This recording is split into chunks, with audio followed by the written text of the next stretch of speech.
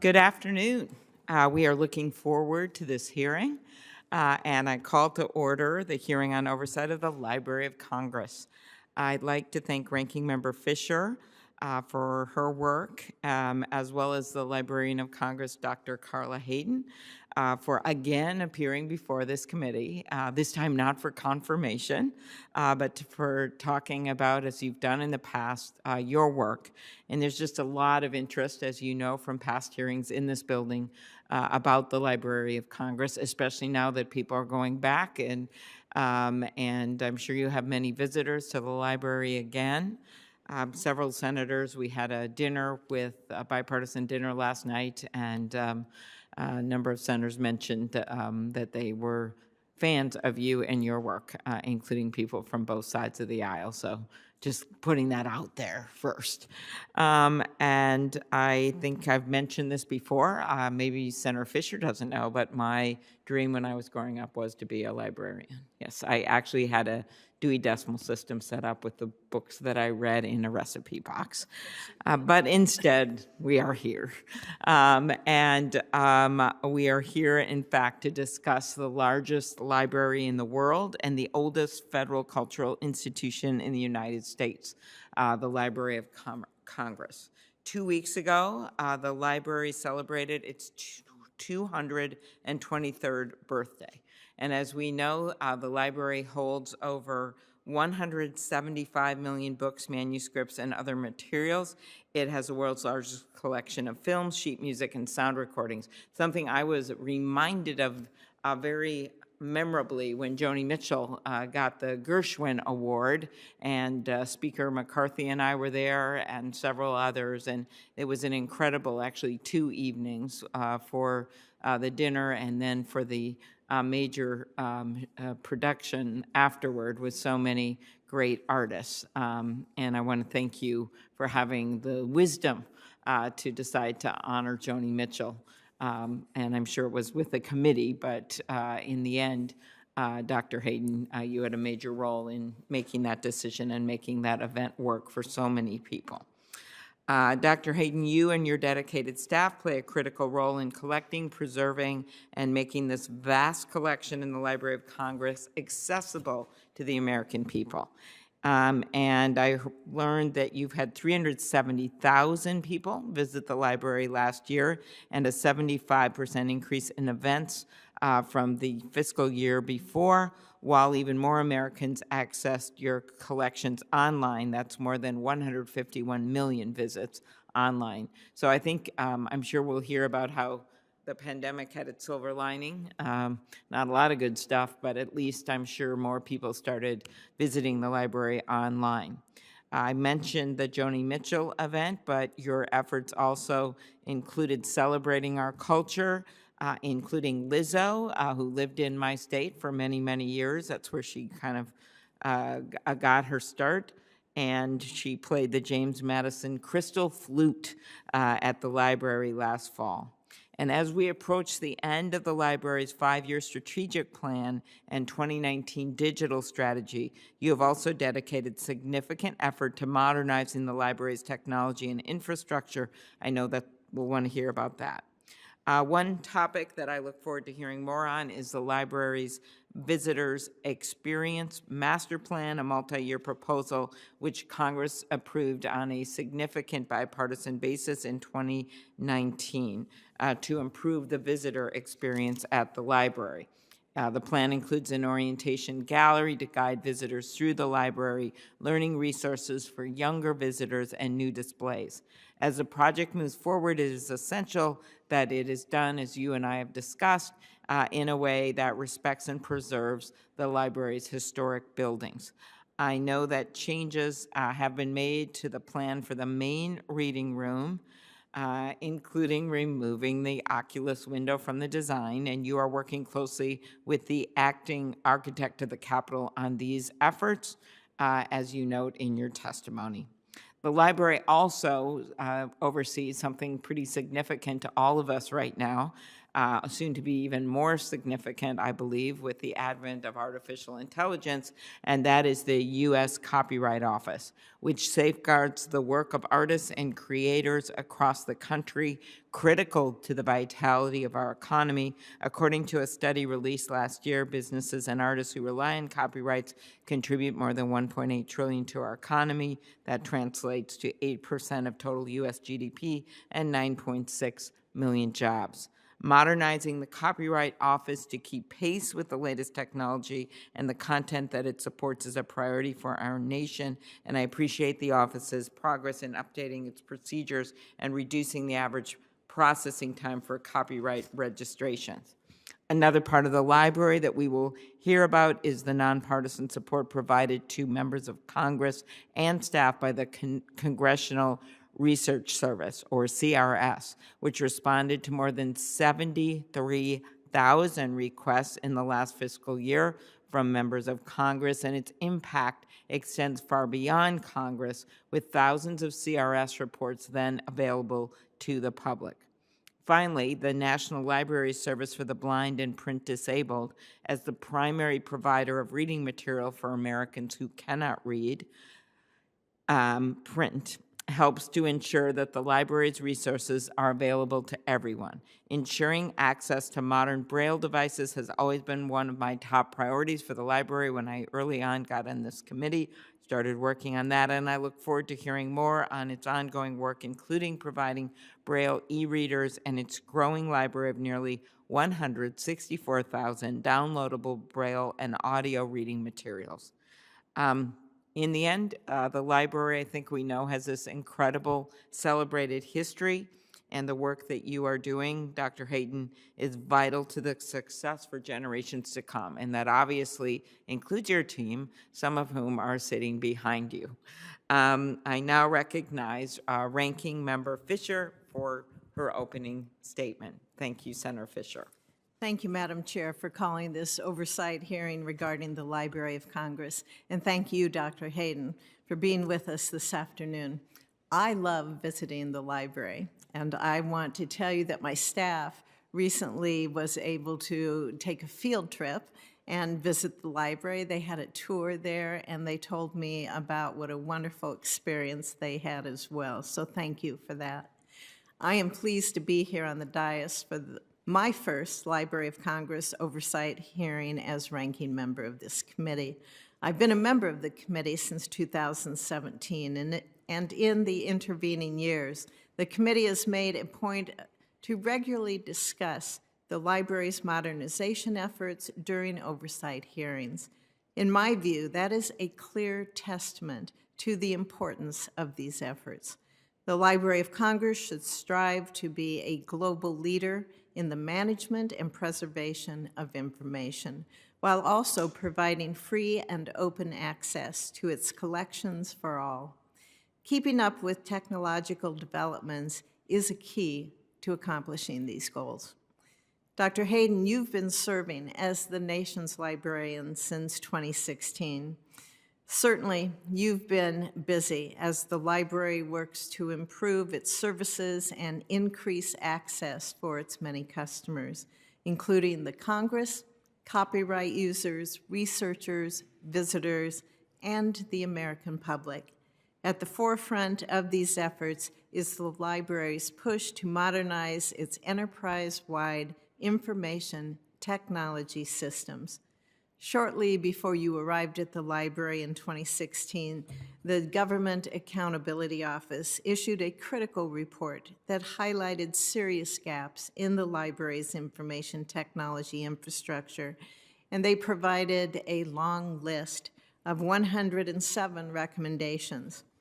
I know that over the last 6 years, the library has made great strides in centralizing its IT systems and closing out nearly all of the GAO's recommendations. I'm also aware that the library has been leading an exciting project in the Thomas Jefferson Building to improve visitor access to its priceless collections. I want to congratulate you, Dr. Hayden, on recently hitting $20 million in private pledges for this visitor experience project. I look forward to hearing more about the details of this endeavor. My hope is that the library will be able to create a visitor experience that best serves its customers while also ensuring that the costs are controlled. Finally, I understand that the library has made significant efforts to increase digital access to its collection for members of the public. I look forward to hearing more about these efforts and about the library's many other ongoing initiatives during this here today. Thank you, Madam Chair. Thank you very much, Senator Fisher, and thank you for your really good opening statement. Our witness today, as I noted, is Librarian of Congress, Dr. Carla Hayden. Dr. Hayden was sworn in as the 14th Librarian of Congress in September 2016, after being appointed by President Obama and confirmed by the Senate in a vote of 74-18. That's pretty good by today's standards. And she is the first woman and the first African American to lead our nation's library. Dr. Hayden previously served as the CEO of Enoch Pratt Free Library in Baltimore, Maryland, beginning in 1993. Earlier in her career, she held positions with the Museum of Science and Industry in Chicago, University of Pittsburgh, and Chicago Public Library. Dr. Hayden received her undergraduate degree from Roosevelt University and her Master of Arts and PhD from the University of Chicago, where I also went for graduate school. So Dr. Hayden, if you could please stand and raise your right hand. Do you swear that the testimony you will give before the committee shall be the truth, the whole truth, and nothing but the truth, so help you God? I do. Thank you. You can be seated, and we will proceed to your testimony and recognize you for a 5-minute opening statement. Thank you, Madam Chairwoman and Ranking Member Fisher, for this opportunity to provide an update on the Library of Congress and its operations. The Library of Congress is the largest library in the world, with a collection of more than 175 million items. And now, in the 5th and final year of our current strategic plan, the library is looking ahead to a new plan that will build upon our ongoing efforts to expand access, enhance services to Congress and the public, and become more digitally enabled. We appreciate the support and interest of this committee as we continue on our more than 220-year history as a steward of the National Collection and a repository for our shared cultural heritage. In fiscal year 2022, the library responded to hundreds of thousands of reference requests from Congress, the public, and other federal agencies. The Congressional Research Service, or CRS, published nearly 1,100 new products. The U.S. Copyright Office issued more than 484,000 registrations, a 16% increase over FY 2021, while bringing the average processing time down from 3.4 months to about 2 months currently, or as little as 1.2 months for electronic claims requiring no correspondence. And the National Library Service for the Blind and Print Disabled, or NLS, circulated more than 22 million copies of Braille, audio, and large print material to patrons throughout the country. The library returned to normal operations for the visiting public in FY 2022, welcoming approximately 370,000 visitors to our buildings, which are once again buzzing with researchers, visitors, school groups, and tourists. On-site events are back at a very robust level, and we've launched a new public event series, Live at the Library, which extends our hours on Thursday evenings to provide new opportunities for people to visit our exhibits and connect with our programming. In support of our goal to expand access, the library is moving forward in an exciting way to enhance our physical space. In partnership with the library's authorization and appropriations committees of jurisdiction and the architect of the Capitol, the library is creating an all-new visitor experience that will invite visitors to discover more of our treasures, our programs, and services.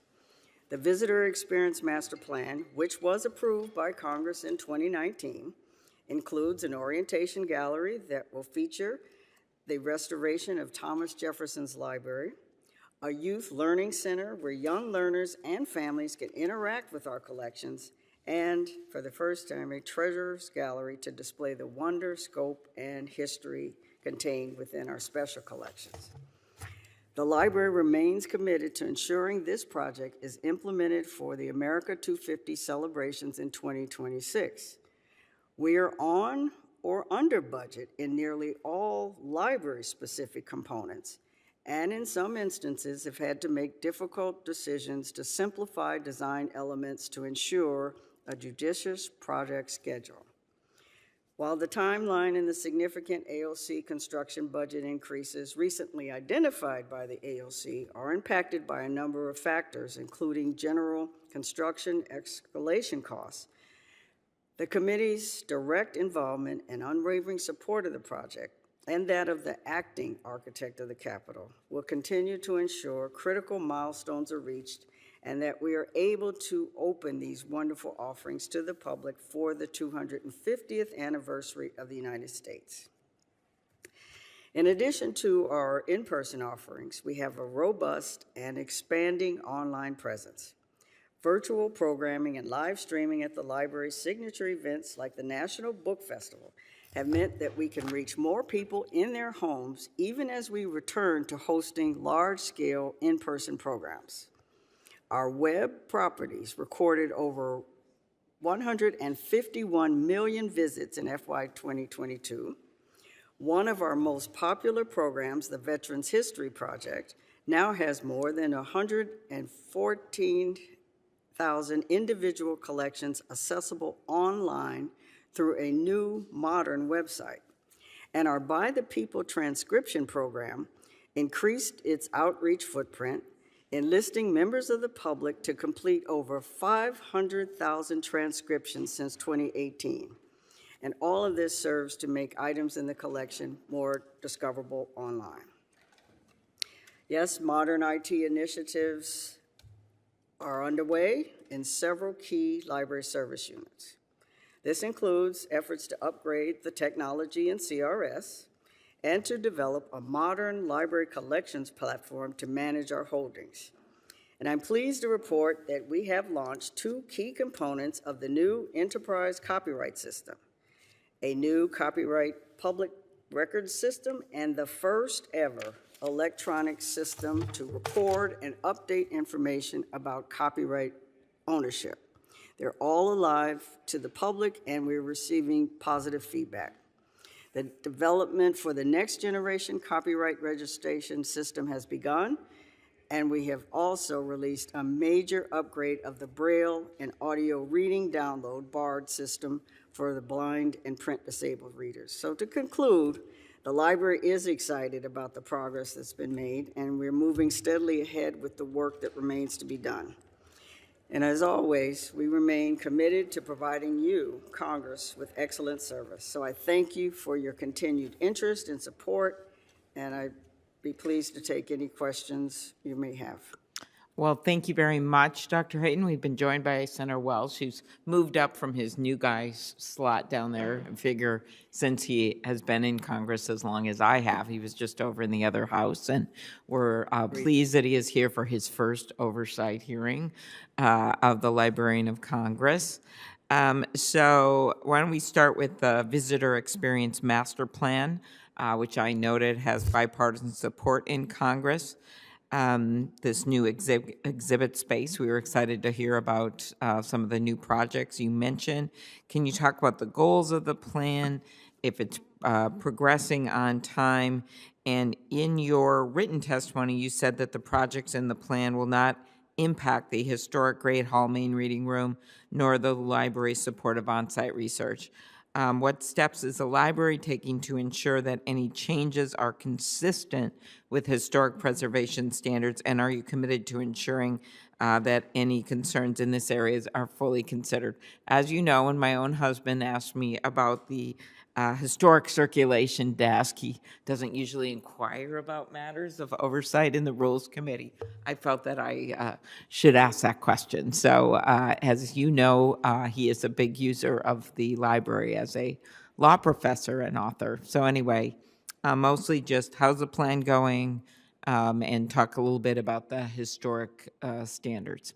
Well, we continue to be very excited about this project because it will transform the constituents' experience in visiting the library, at the same time respecting and preserving the historic Thomas Jefferson building. And the project has 3 parts.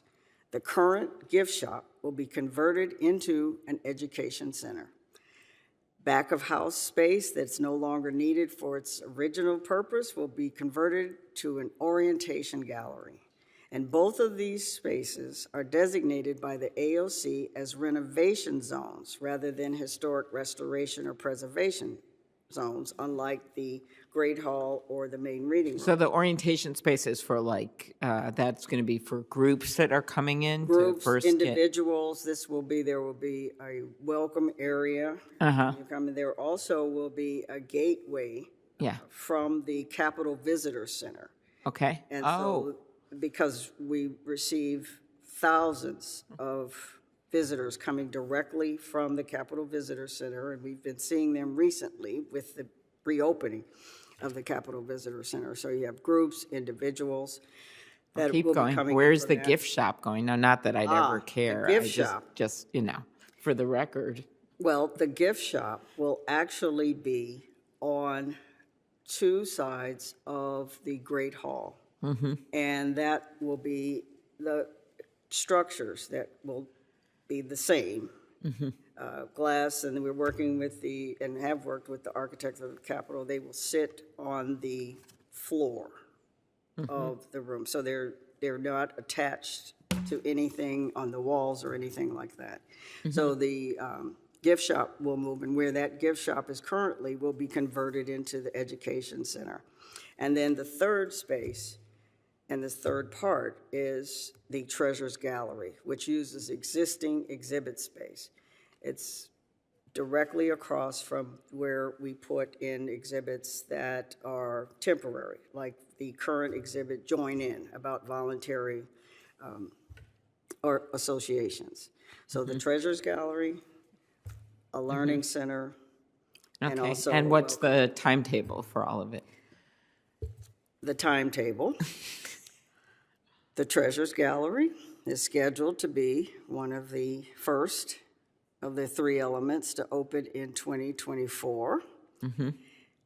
And exhibit fabrication has begun with the exhibit cases. The gift shop will also open in 2024 on both wings of the first floor of the Great Hall.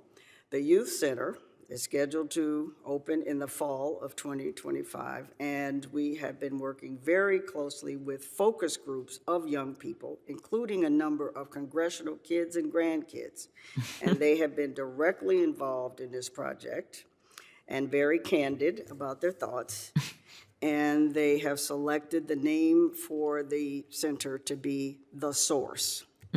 That's good. Resource, the Like it. source for length. Very good.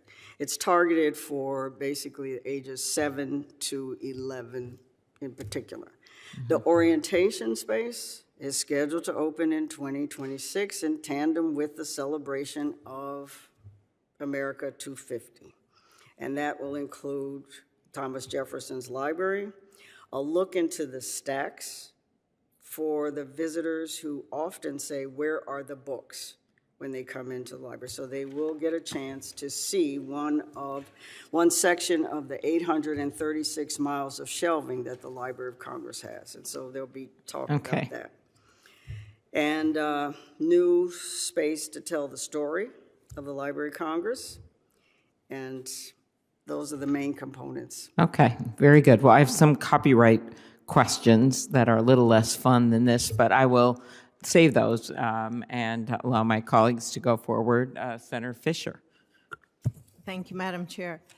Dr. Hayden, the Visitor Experience Master Plan, it requires a crucial partnership with the architect of the Capitol as the architect is responsible for the maintenance of all library buildings and grounds, as well as major projects. Can you speak to the library's working relationship with the architect at the Capitol and the AOC staff on the visitor experience project?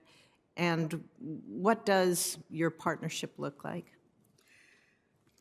You are correct that we have worked very closely with the AOC on this project from the very beginning, and I am in regular contact personally with the acting architect of the Capitol. The 2.5 months that she's been in the position, she's opened lines of communication that we really needed to have. We're very concerned about projected cost and schedule overruns. As I was giving the projections of when things would open, we're very concerned because we feel we've given the architect of the Capitol needed information to start some of their pre-construction and construction work. And we haven't increased the scope or complexity of any of the designs in any way. And so when we were given, for instance, a cost estimate on the ALC side last month, and it's changed significantly in 1 month, we are really looking forward to working even more closely to find out what the details are. On the library side, we are on or near on budget, and so this is the major concern and sometimes frustration that we're having. But we are pleased that the acting architect of the Capitol has taken hold of it. Great. I hope that you will feel that you can discuss some of the challenges that you may have in the future. This is such an important project. It would be great to get it done on time to be able to celebrate our 250th anniversary with it. And if my recommendation would be, and of course we would have to work with the chair on this as well, to be able to find if there are any ways that the committee and staff could be of help to you in moving forward on this when you may reach those big bumps in the road and those challenges ahead. So I certainly want to see this project completed and done in a responsible way, because I believe your past leadership has shown you capable of doing that, and we want to be helpful. We would certainly deeply appreciate your support in this effort, because to have, before the pandemic, the library had in-person visits of over 2 million people coming, and they're starting to come back, and to be able to welcome them with the library's story and history at America 250 is our goal. We'd love to. Right, the library is such a treasure for us all. A couple quick answers. The library, or who at the library is responsible for overseeing the day-to-day coordination and management of the master plan project? And is there a project management officer? There are a number of staff members that are involved, including our operating officer and the staff that works regularly with the architect of the Capitol and the management of the buildings. They're the chief exhibit designer and the person who has bridged not only library internal workings, but also working with the architect of the Capitol and the design firms for exhibits is David Mandel. And he came to us from the Civil Rights Museum in Atlanta, and previously he had worked with the New York Historical Society, so he's very well versed in that. Okay, thank you. My time's up. I hope to ask you more questions on our next round. Thank you. Okay, very good. Thank you, Senator Fisher. That Atlanta Museum is kind of well-known. It's a really amazing experience to go through that. So that's great. And I also want to mention Senator Fisher's questions and Architect of the Capitol. We've been working together to make sure there is more accountability there than there has been in the past, including partnership with you. We're pleased with the work of the acting architect of the Capitol, and we're actually introducing legislation today that's bipartisan and bicameral with the House leaders, Representatives Stile and Morelli, to take the architect of the Capitol back, well, it never was, in the jurisdiction of the Capitol as it should, so that we will be making the decisions of who is hired for that job and also have accountability to us, which makes sense. And we think that will help with some of the coordination issues that you are referring to. So the fact that it has such broad support from our leaders and from all of us, I think, is a good sign. So thank you. Next up, Senator Welsh. Thank you very much. Welcome. And, you know, all of us here have the benefit of access to the library and have been the beneficiaries of some extraordinary experiences there. The exhibits, also, what's that area you took us on a tour of preservation? What great, remarkable people. Preservation and Conservation Laboratories. Right. And you are talking about the visitors that are coming, 2 million, and have been there. But the digital program is what makes this within reach for lots of Vermonters, lots of folks in rural America, lots of folks who just don't have the opportunity to make the trip here. So I wanted to talk to you a little bit about that, because I do think that that is such a tremendous mechanism by which to expand the reach and access of the extraordinary collections at the library to Vermonters and folks all across the country. So could you just elaborate a little bit on that, what's involved, what we can do to enhance it, and what kinds of things are within reach through the digitization process? Thank you. One of the lessons learned and the opportunities during the pandemic was our ability to have virtual programming that had a certain level of excellence as well. And we were able to perfect and use some of our existing multimedia staff to record videos, to be able to do live programming, and that's continuing. And we have seen an uptick, particularly with programs like the National Book Festival, a one-day event. Before the pandemic, 200,000 people in the convention center. During the pandemic, we were able to still have programming, and we reached people in every state and worldwide. And so we will continue August the 12th with the in-person, but also the virtual programming.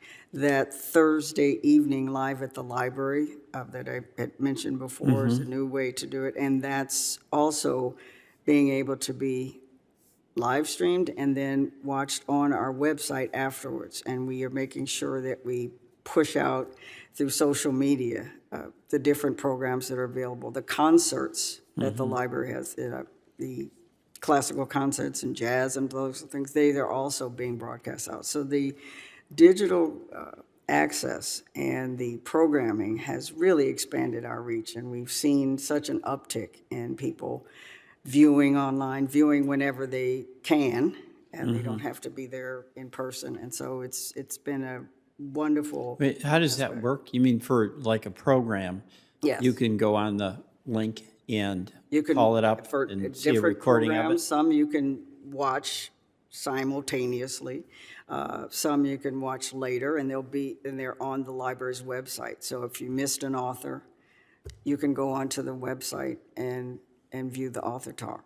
But you're digitizing some of your Now the collections. the collections And as that's well. another aspect. So you have the and programming. just the go on collections. about that a little bit, explain that. At this point of the 175 million items that the library has, and we have digitized 61 million items that are available. And that includes something that we're able to do during the pandemic, and that's to digitize the collections of 23 presidents, early presidents from George Washington to Calvin Coolidge, the papers of Rosa Parks. And so those collections are available for anyone to look at. We also have some collections that are rights-free that are on that. So what we are not putting on are things that are covered by copyright or that have rights restrictions, but the manuscript collections are the ones we're prioritizing. I also mentioned that we had during the pandemic and then continued a transcription project with the public, and over thousands, hundreds of thousands of items were transcribed and put up, like letters to Abraham Lincoln that hadn't been seen. So now you can go and see what he wrote, but also a transcription that you could probably read. Most of them are in Carter. So all of this makes the collections come alive, and we're putting up and making sure we digitize the unique things. Right. Teddy Roosevelt's diary, Clara Barton's diaries. Those are the things that you would have to come in person to see. Great. Thank you. I yield back, Madam Chair. Thank you very much. All right, well, thank you. The vote's been called, but Senator Fisher's going to ask one or so questions, and then I'll finish up with a few more. So thank you, Senator Welch. Senator Fisher. Thank you. Just a short question for you, Dr. Hayden. The library's looking at the final year of the current five-year strategic plan. Can you talk about the success of the implementation and what benefits are the library and its users going to be able to see as a result of this?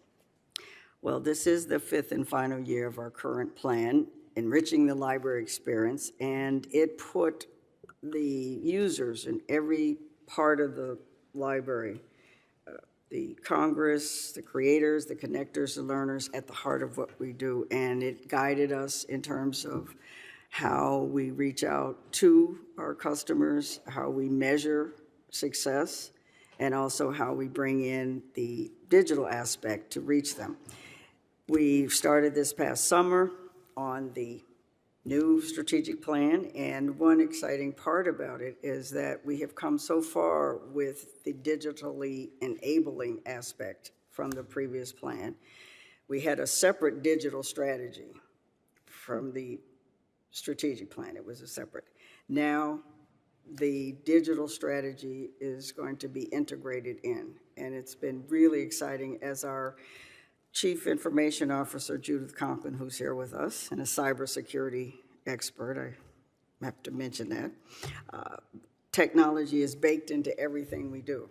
And so that will be a wonderful part of synergy. And so we'll be ready to launch the new strategic plan, new five-year plan, FY 24 to 28, on October 1st.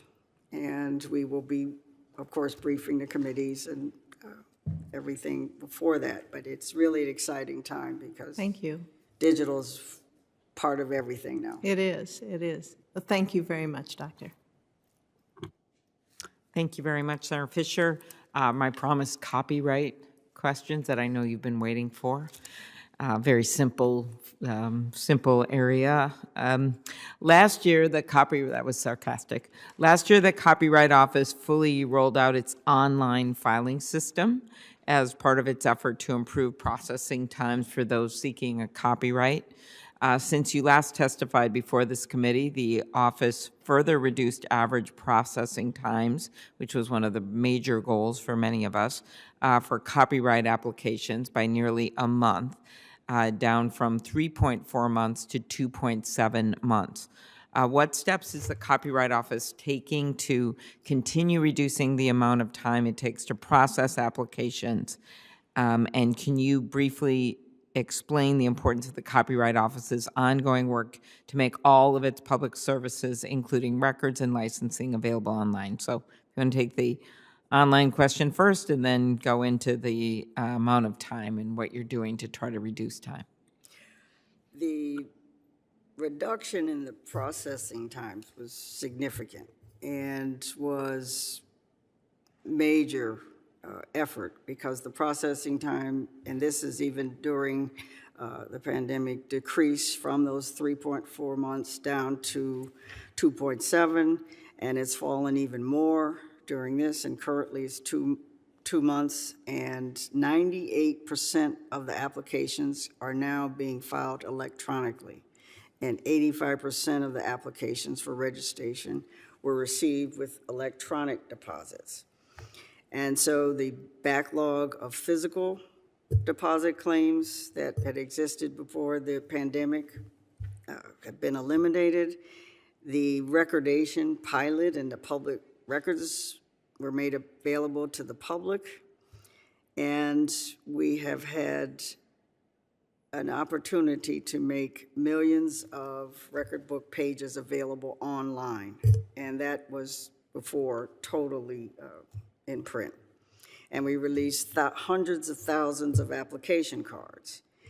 And so when you think about the outreach and what the Copyright Office has been able to do in terms of using technology, they're well on their way with their modern IT modernization, and they have a public advisory board that has been reviewing along the way their efforts and being part of the testing. So we're looking at that as a model too for the CRS efforts. I know that keeping the staffing on the CRS side as well, I was going to mention that. You brought up CRS, is going to be really important, and maybe I'll end with that. But I just have another copyright question. Sure. In March, the Copyright Office launched a new initiative to examine copyright law and policy issues raised by artificial intelligence. I assume that means you're going to solve all our artificial intelligence issues for the nation. But in truth, if you could talk about this, I've actually been pushing people from the White House to our my fellow members of Congress in briefings, both closed door and open, that we want to make sure one of the major goals of any rules that we adopt, whether it's the administration or through Congress, which I think we will have to pass laws as soon as possible, that we also clarify and include some of the protection of intellectual property. And that whether that is copyrighted news stories, or whether that is movies, or whether that is any kind of copyrighted material, especially since, while there is an exception under Section 230, so that there can be lawsuits regarding copyrighted material, there has been a lot of fast and loose playing when it comes to content online in the past by some of these major platforms, not to mention minor platforms. And I'm very concerned about that going forward, since innovation and ideas and American leadership in that area has been one of the key to the success of our incredible American economy. And losing that, no matter how desirable leading in AI is, which we understand the importance of that, but losing that right over new ideas and innovation could be devastating to our economy and to our way of life. So in your view, how is the office doing in terms of keeping pace with technology challenges posed by copyright applications involving artificial intelligence? How can we be helpful? The Copyright Office is very aware of the developments with AI technology. They're reviewing more and more applications for works created by AI. They also have rejected claims for copyright protection on works or portions generated by AI on the grounds that copyright requires human authorship. And so they're also looking at how AI is going to affect the entire copyright system, including the issues with authorship, ingestion of large volumes of work for machine learning. And the Register of Copyright, Shira Perlmutter, joined the director of the U.S. Patents and Trademark Office in a letter last December to 2 senators describing their initiatives and activities. Both agencies are working very hard.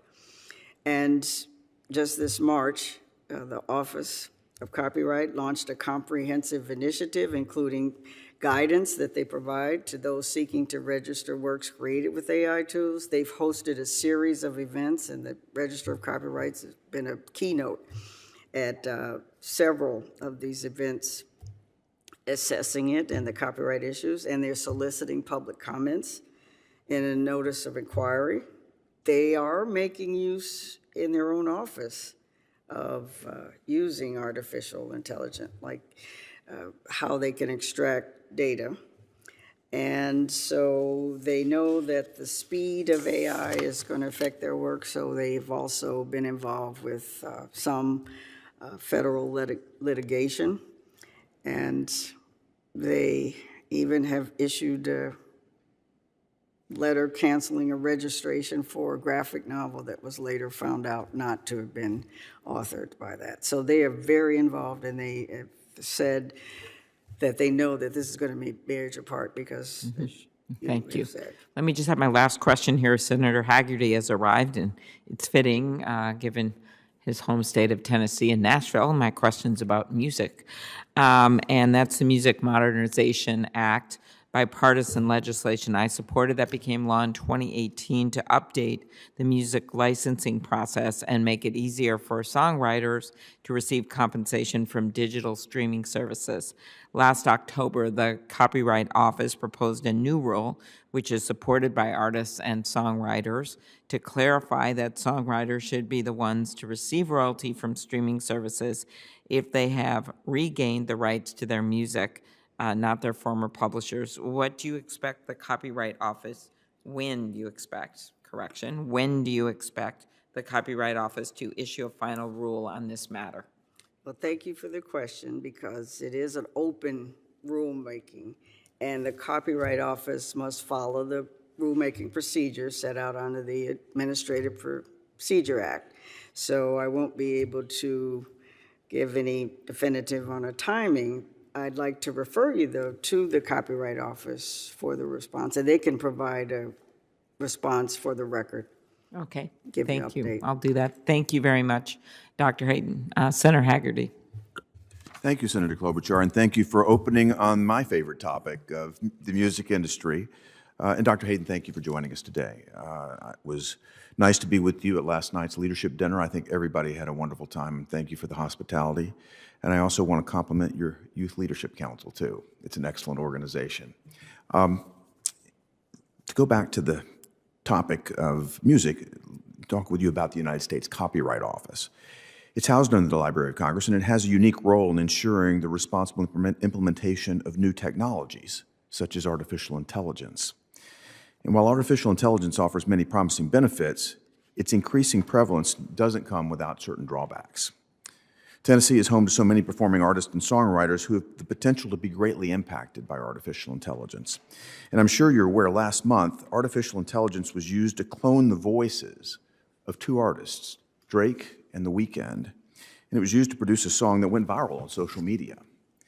So my first question, Dr. Hayden, is given the growing pervasiveness of AI, how does the Copyright Office plan to protect the copyrighted works and use of voices of performing artists? I mentioned that the Copyright Office is very aware of the impact of AI, and they are now rejecting claims to copyright protection for works or portions of works generated by AI. And that's on the grounds that copyright requires human authorship. They also are looking at the impact of AI on the broader system, and they are working with the U.S. Patent and Trademark Office as well on regarding these initiatives. It's something that they are keenly aware of, and the Register of Copyright's Shira Perlmutter is very involved.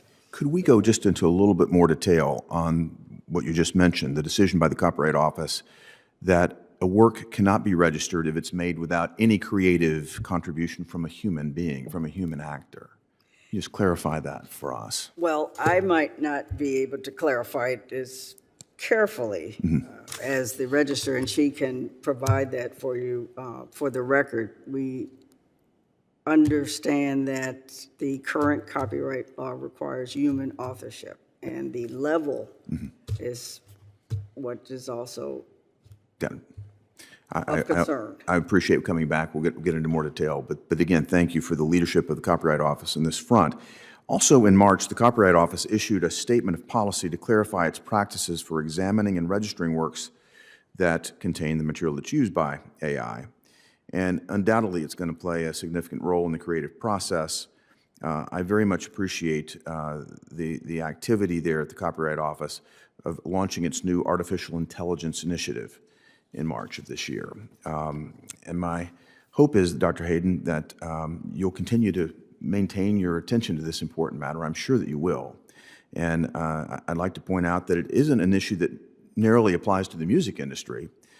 Indeed, I think it represents a much larger and more complex set of issues that we're going to have to address as a nation when we deal with artificial intelligence and as it proliferates across every aspect of our culture, society, our economy.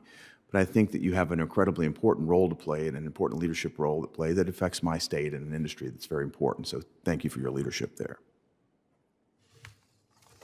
Madam Chair, I'm finished. Well, thank you very much, Senator Haggerty. I think I have to go vote at this moment, but I wanted to thank you, Dr. Hayden. It's been, I think we've covered many of the topics I introduced. I'll put some questions on the record about your work with the blind, as well as the work that I mentioned on staffing with CRS.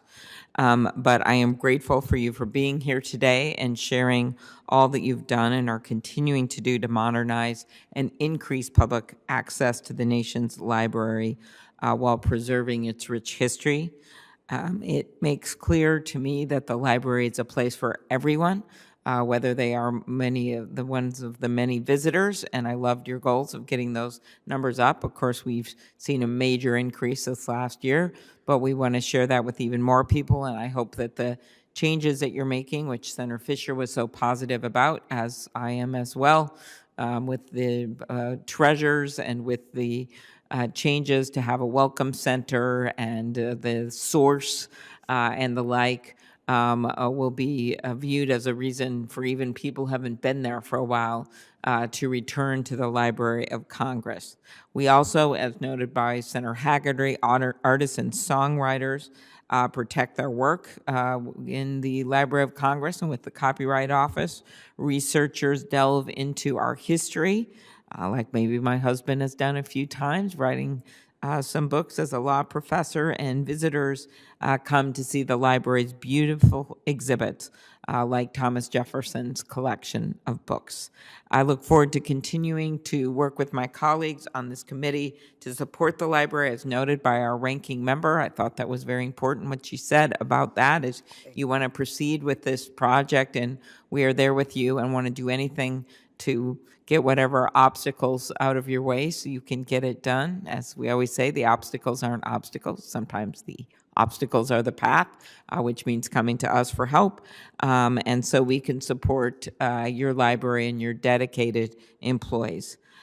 Thank you very much. The hearing will remain open for a week, and we are adjourned.